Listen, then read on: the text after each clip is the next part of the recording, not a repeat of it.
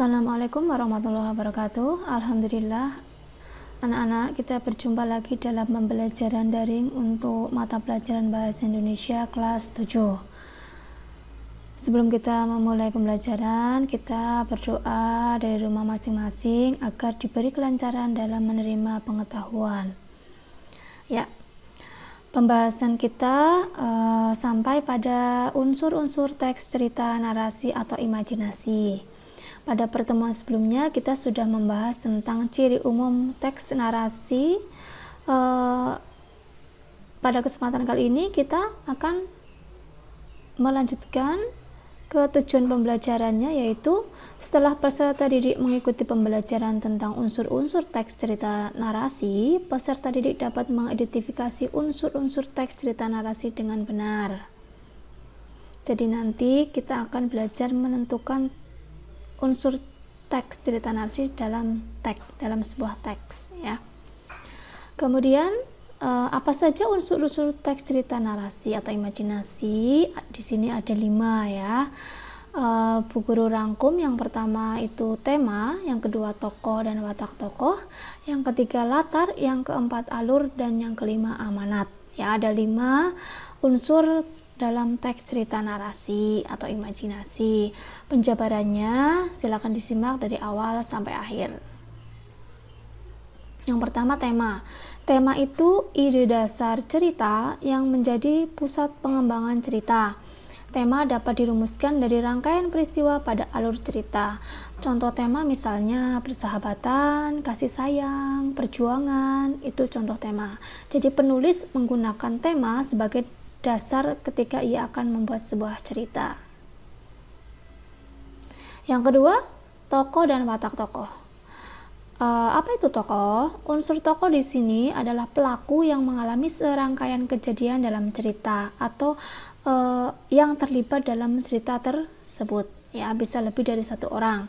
Ada yang dinamakan dengan tokoh utama. Siapa itu tokoh utama? Tokoh utama itu tokoh yang paling banyak mengalami kejadian dalam cerita, ya, atau yang paling banyak diceritakan dalam sebuah cerita, ya.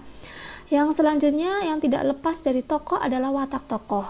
Dua hal ini, ya, tidak bisa dipisahkan antara tokoh dengan wataknya, karena setiap tokoh pasti ada wataknya.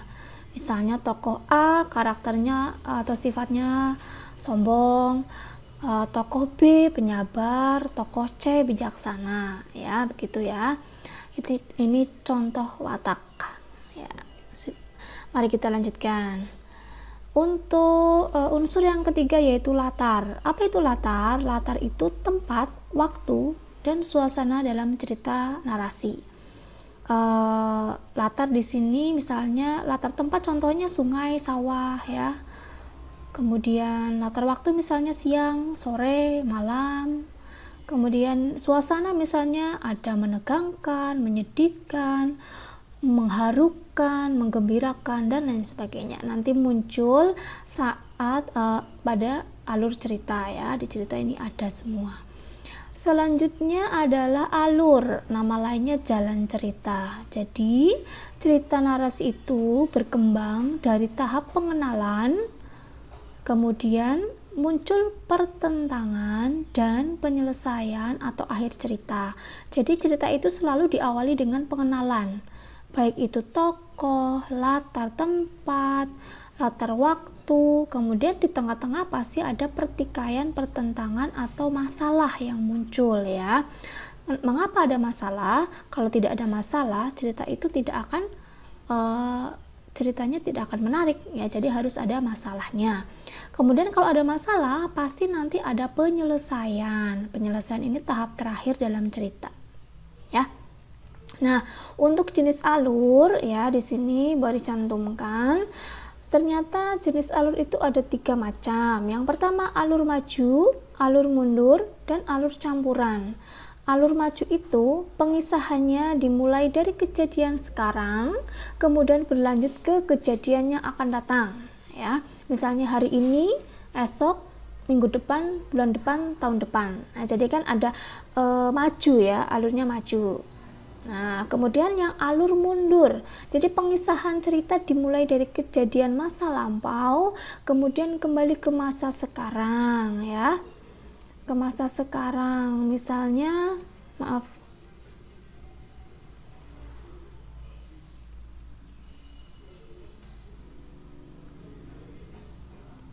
Pengisahannya dimulai dari kejadian masa lampau kemudian kembali ke masa sekarang. Misalnya menggunakan kata dahulu kala. Di sini misalnya kejadiannya itu beberapa tahun silam ya. Kemudian diceritakan runtut ya dari awal kejadian itu 5 tahun silam saya mengalami kejadian tidak menyenangkan misalnya apa. Nah, itu alurnya mundur. Jadi penceritaannya dari masa lampau kemudian ke masa sekarang. Nah, yang ketiga ini alur campuran atau maju dan mundur. Jadi gabungan antara alur maju dengan alur mundur ya.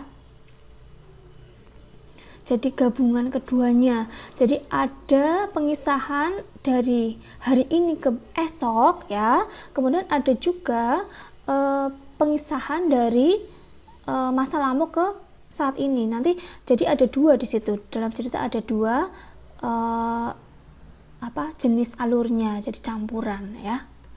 Nah, kita lanjutkan ke unsur yang kelima, yaitu amanat. Amanat itu unsur cerita yang menjadi pesan pengarang melalui ceritanya. Jadi amanat ini berkaitan dengan nilai kehidupan yang dapat disimpulkan dari cerita. Jadi tidak tertulis dalam cerita, tapi kita ambil hikmahnya. Ada yang mengatakan hikmahnya apa dari cerita itu? Ya, hikmah sama dengan amanat atau pesan.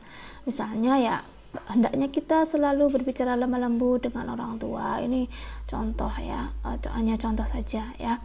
Jadi amanat itu tersirat diperoleh ketika kita membaca keseluruhan cerita itu ya.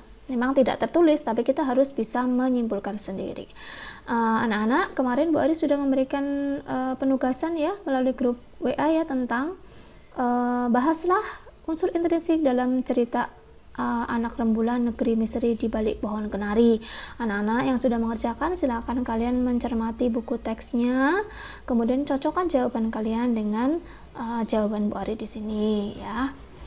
Di sini Bu Ari cuplikan, di sini ada sebuah cerita kemarin judulnya ya Nono si anak rembulan ya.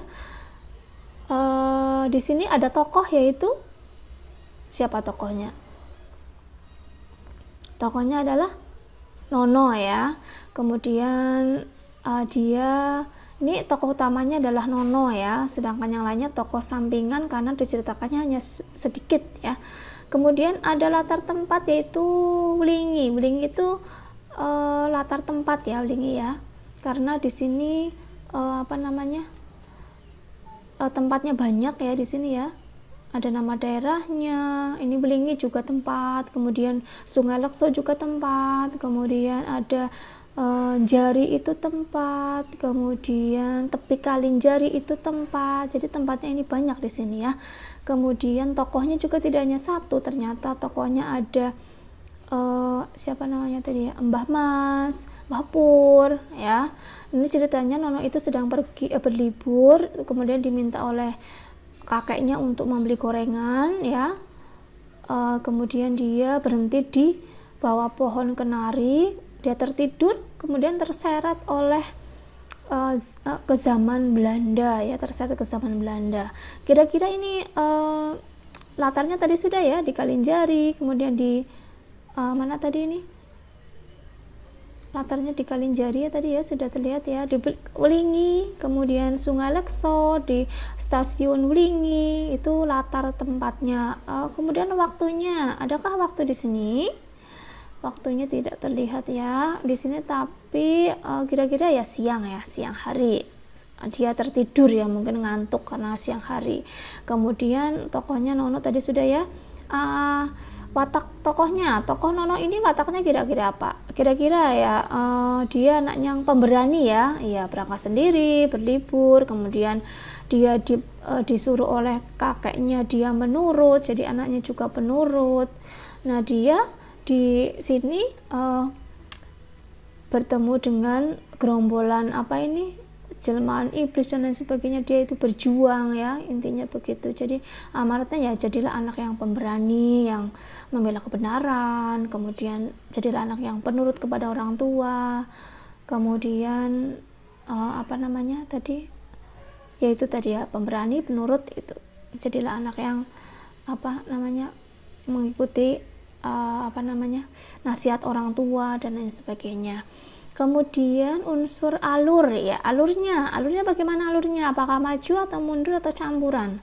Di sini diceritakan bahwa Nono itu berangkat sendiri, kemudian di sini ada alur maju ya, ini sangat tergambar alur maju. Kemudian di tengah-tengah ya ada pengisahan masa lampau. Nah, di sini berarti alurnya mundur ya. Jadi di depan itu maju, di belakang mundur, berarti alurnya apa? Alurnya campuran ya, artinya campuran di sini. Di situ diceritakan bahwa ada tokoh namanya Trimo ya di situ ya. Jadi ada dua lintas waktu di sini, lintas masa kini dan masa lampau. Jadi ada dua lintas waktu dan alurnya campuran. Gitu. Itu sudah terjawab semua ya tadi ya. Nah, kalau sudah terjawab, anak-anak bisa melanjutkan untuk materi menceritakan kembali isi cerita narasi ya. Perhatikan baik-baik, nanti kalian akan mempraktikkan bagaimana cara menceritakan kembali isi cerita narasi. Dalam menceritakan kembali isi cerita, berarti kita mengambil inti ceritanya saja, tidak membaca tidak secara keseluruhan ya.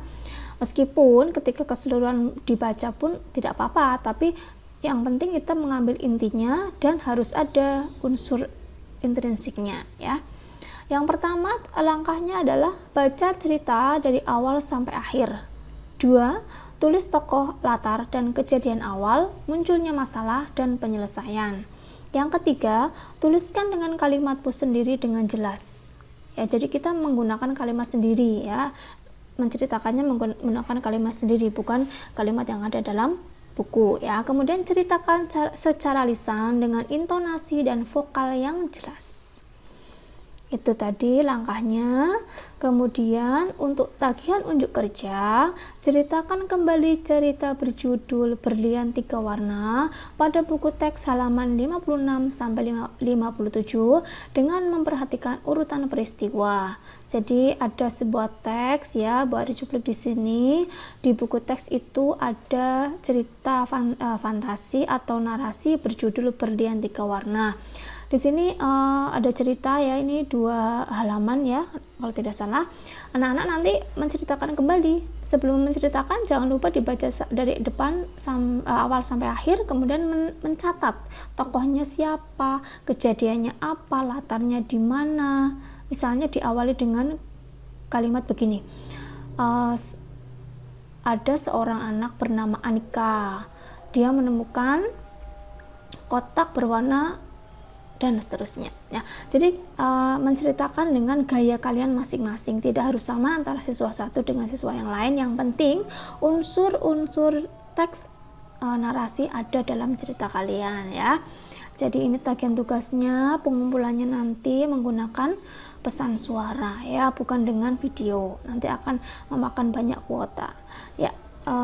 Kiranya itu yang bisa Bu Ari sampaikan dalam pembelajaran kita hari ini. Semoga bermanfaat. Selamat belajar, tetap semangat. Kita akhiri. Wassalamualaikum warahmatullahi wabarakatuh. Terima kasih.